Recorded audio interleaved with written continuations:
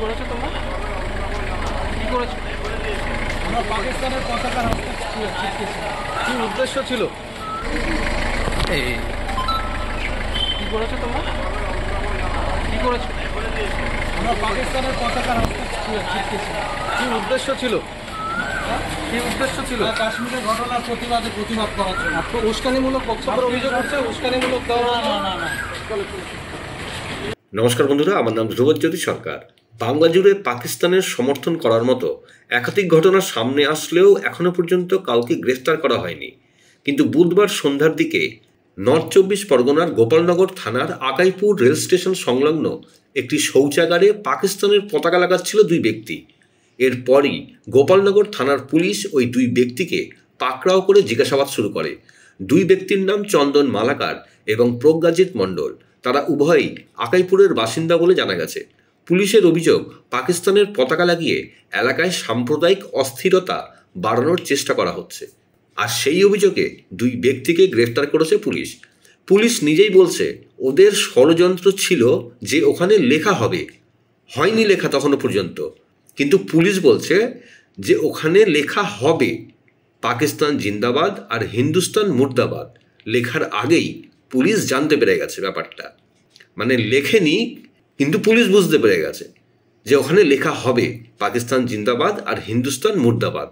এই লিখে সাম্প্রদায়িক দাঙ্গাল বাঁধানোর চেষ্টা করা হচ্ছে।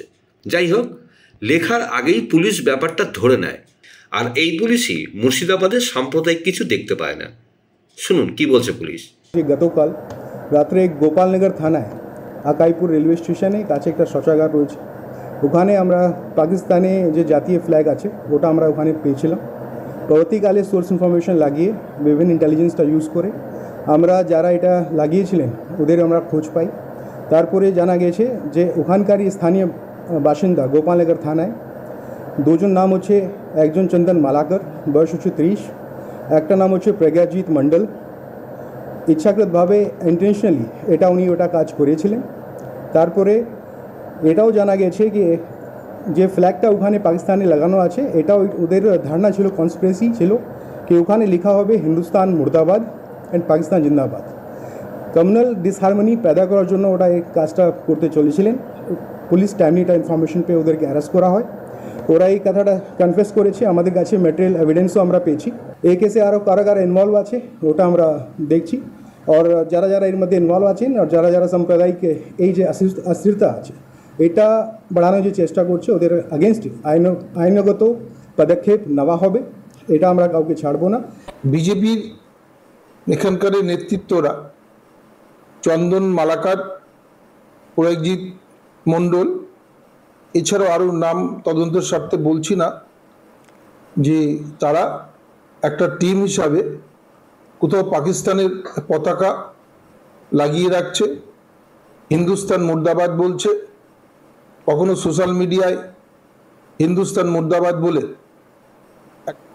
আবার চক্রান্ত করছে। এরা সবাই বিজেপি। সমগ্র পশ্চিমবঙ্গ জুড়ে, সমগ্র ভারতবর্ষ জুড়ে পা দিয়ে পদদলিত করা হচ্ছে, পোড়ানো হচ্ছে, বাথরুমে লাগানো হচ্ছে। আজকে গোপালনগরের আকাইপুরে যে ঘটনাটা হয়েছে সেটা তো সেম ঘটনা, এটা নতুনত্ব কিছু নেই। আপনারা পুলিশ কি পাকিস্তানের দালালি করতে বসেছেন এখানে? কারণ যে দুটো ছেলে এটা করেছে তারা সনাতনী ভারত মায়ের সন্তান, ভারতবর্ষকে ভালোবাসে, ভারতবর্ষকে অবমাননা করছে, তার ফলস্বরূপ এটা বহিঃপ্রকাশ করছে। আপনারা উল্টে তাদেরকে কি করছেন? কেস দিয়ে আটকানোর চেষ্টা করছেন। আপনারা বলছেন ইরান কি আটকানোর চেষ্টা করছে, সম্পূর্ণ ভুল কথা। আর কত দালালি করবেন মাননীয় এসপি সাহেব? দালালি সর্বোচ্চ জায়গায় চলে গিয়েছেন।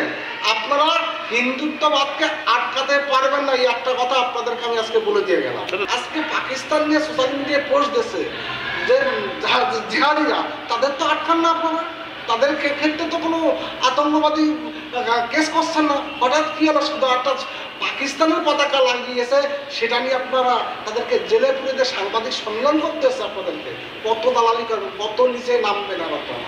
বন্ধুরা, ভিডিওটি ভালো লাগলে দয়া করে লাইক শেয়ার করে দেবেন, আমাদের পেজটা ফলো করে নেবেন আর আপনার মতামত কমেন্ট করে অবশ্যই জানান। ধন্যবাদ।